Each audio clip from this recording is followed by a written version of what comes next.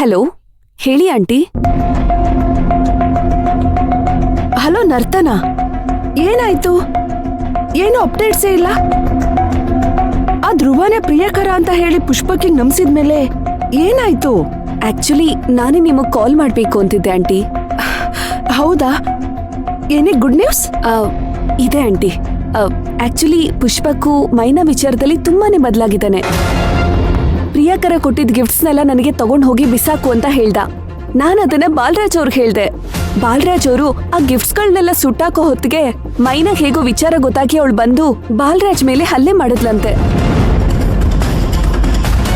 ಹೌದಾ? ಹೌದು ಆಂಟಿ. ಇದನ್ನ ಗಾರ್ಮೆಂಟ್ಸ್ ಅಲ್ಲಿರೋರು ಎಲ್ರೂ ನೋಡಿದ್ದಾರೆ.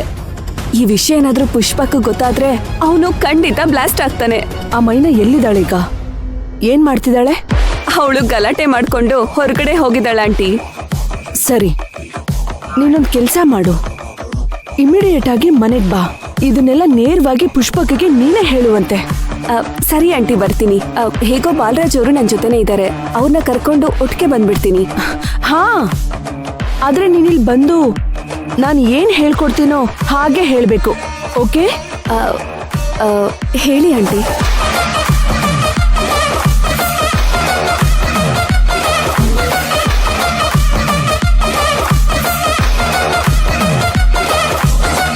ಆ ಪ್ರಿಯಕರಂಗೋಸ್ಕರನೇ ಮೈನಾ ಆ ಬಾಲರಾಜ್ ಮೇಲೆ ಕೈ ಮಾಡಿದಾಳೆ ಅಂತ ಹೇಳ್ಬೇಕು.